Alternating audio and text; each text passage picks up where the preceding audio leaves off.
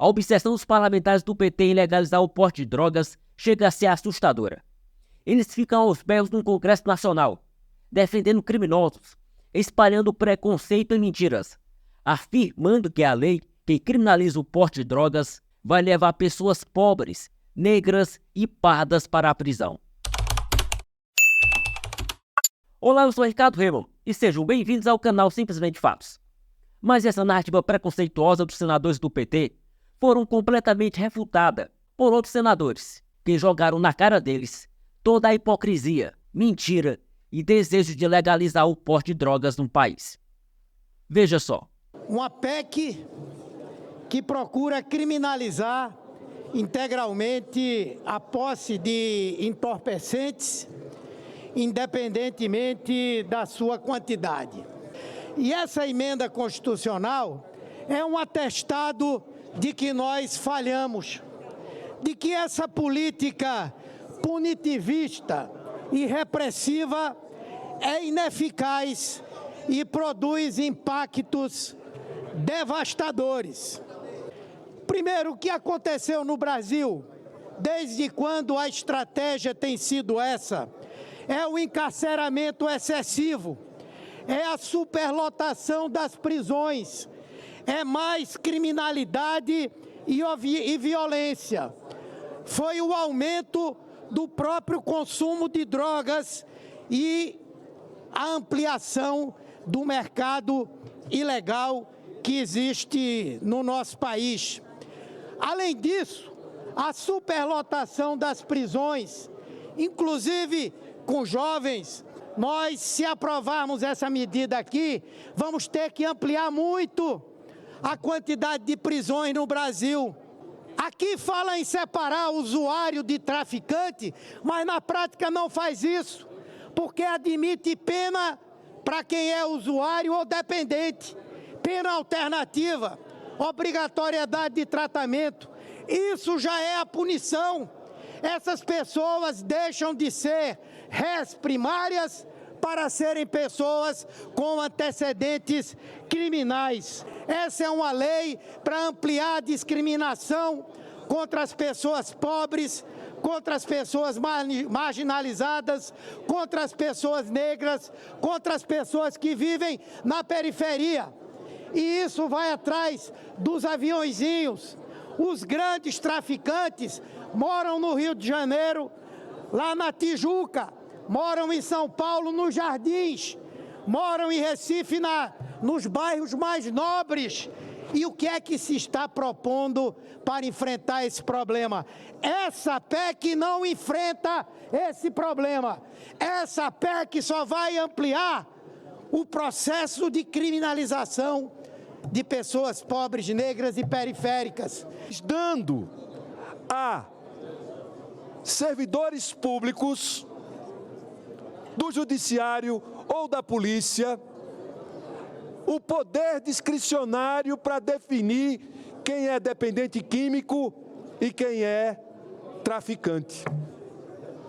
E essa discricionariedade é a base de toda ou da maior parte da corrupção que a gente tem em todos os países. Quanto maior a discricionariedade ou o poder contido na mão de um servidor, maior a possibilidade da gente ver atos de corrupção e de injustiça, criminalizando o dependente químico. E estamos definindo que o dependente químico vai ter tratamento de traficante neste momento, nesta votação. A maioria das pessoas que estão nos presídios hoje, mais de 60% é de origem africana, são negros ou pardos, são pretos ou pardos. Não foi uma iniciativa absurda, estéril do Congresso Nacional do Senado da República. Foi uma reação a uma intervenção equivocada da Suprema Corte brasileira. Equivocada por quê?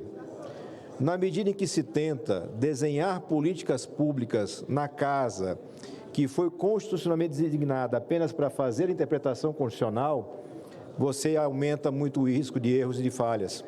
Nesse caso específico, a liberação, a descriminalização do uso tem como consequência indireta o fortalecimento do crime e do tráfico. Por um motivo absolutamente simples, cartesiano. Esse usuário vai comprar a droga onde?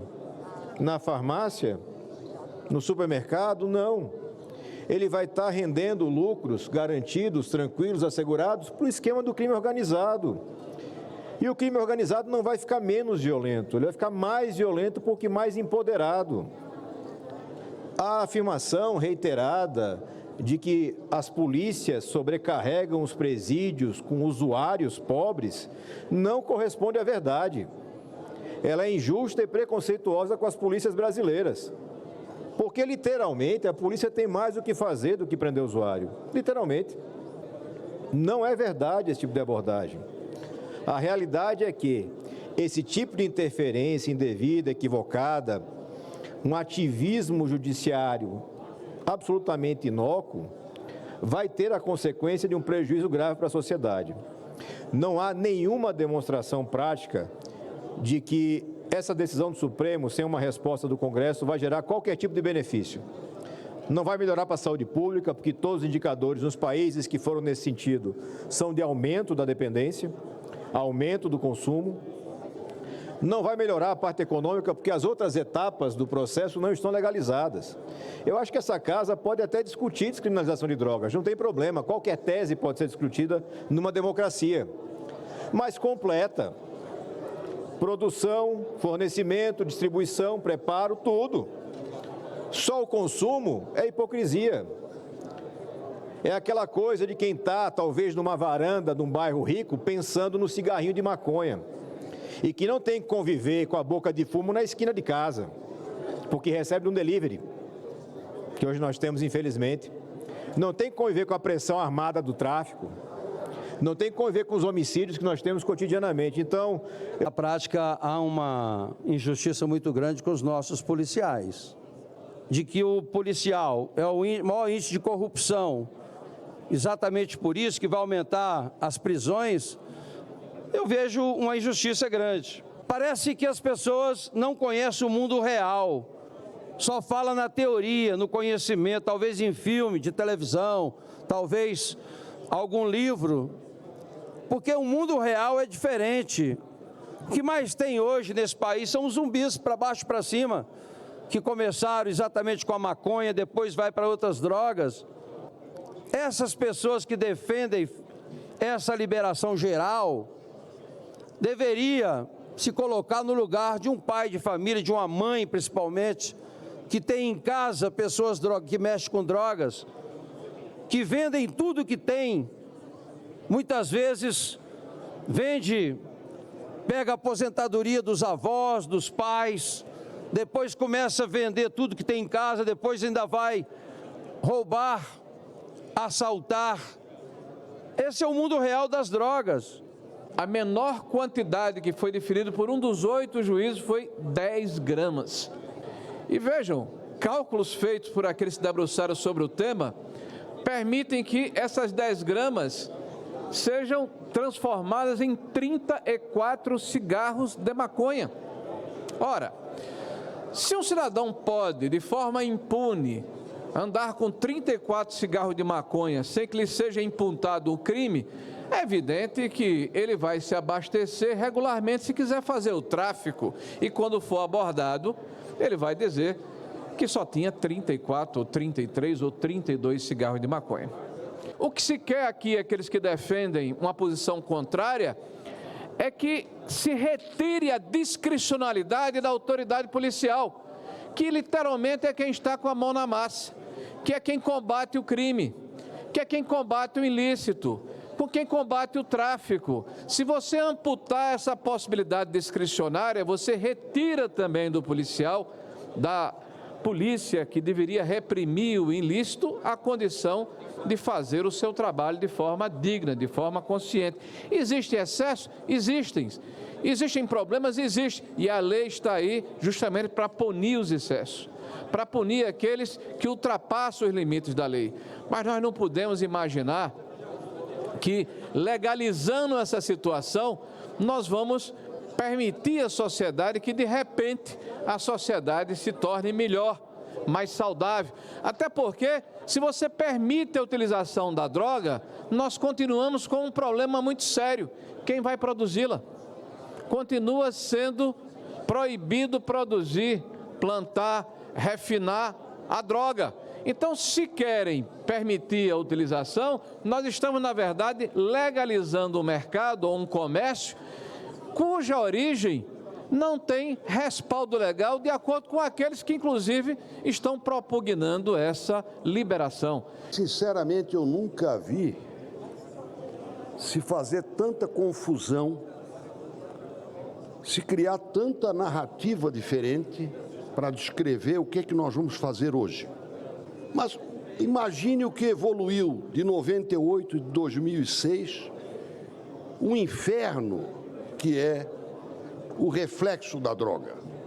Muito bem, 5-0, o que é que vai acontecer se o artigo da lei que trata sobre porte de droga, que criminaliza o porte de droga e escalona 3 tipos de pena, começa com a advertência? Se isso for considerado inconstitucional, qual é a reação? Qual é a reação da sociedade que está perdendo essa guerra? Não, deixa como está, vamos criar uma política pública. Foi isto que oportunizou a votação. Ah, mas há causas outras, há estudos. Este é o fato. Por que que esta PEC está sendo votada? Por imposição do seu primeiro signatário, Rodrigo Pacheco? Não. Olha, nós não podemos deixar, nesse momento de fragilidade da sociedade, se ficarmos sem o artigo 28, está resolvido. Não é mais crime. Essa é a interpretação do cidadão. Tem um artigo que proíbe porte de droga. Estou simplificando. Se esse artigo cai, o que está sendo autorizado? É o reverso. E o reverso agora tem que ser esclarecido. Compra, venda, porte, transporte e consumo voltam a ser crime. Ou continuam a ser crime, porque a decisão do Supremo não chegou a ser implementada. A falácia, senador Renan, de que os presídios estão cheios de jovens usuários de droga que foram presos por usar é mentira. Infelizmente, senador Jacques Wagner, baiano, eu sou baiano de Macarani, criado de Itapetinga. Então preste atenção, Bahia.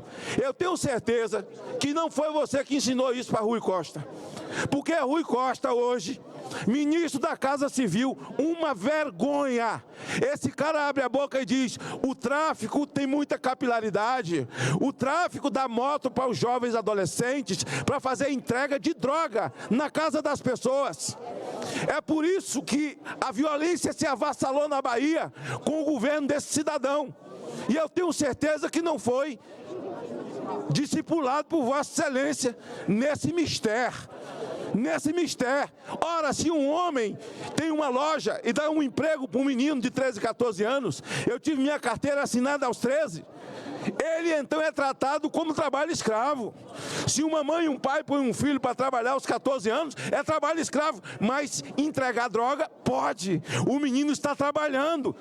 O homem da Casa Civil, o Rui Costa, governador da Bahia, com tanta violência, Vossa Excelência é testemunha ocular da violência, porque as drogas são adubo da violência.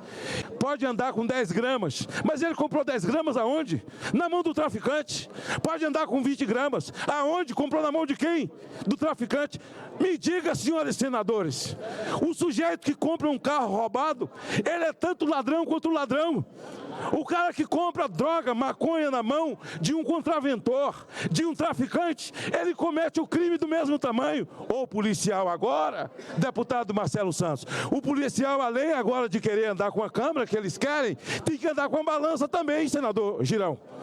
Ou é o traficante, ou é o maconheiro, que vai andar com a balança para provar que ele só tem 100 gramas. Deputados e deputadas, há uma geração vindo, vocês têm netos, vocês têm filhos, não pensem nesse momento, porque esse governo vai passar e queira Deus que passe rápido. Essa sanha há de acabar e queira Deus que passe rápido. Eu não quero criar minhas netas num país onde as drogas são liberadas, onde um piloto de avião pode usar maconha e pilotar o avião onde nós vamos andar, onde o motorista de táxi, de Uber, fecha a porta do carro fumando maconha e nós não podemos reclamar. Então, senhores, eu os conclamo aqui em nome da vida, dos valores, dos princípios, e dando uma resposta ao Supremo Tribunal Federal, que não pode se meter na Casa Legislativa e não tem conhecimento do sofrimento alheio. Nós então votemos para que acabe essa sanha. Os parlamentares do PT não aprendem. Eles estão derrotados constantemente no Congresso Nacional, mas continuam recorrendo a narrativas para tentar facilitar a vida dos criminosos nesse país.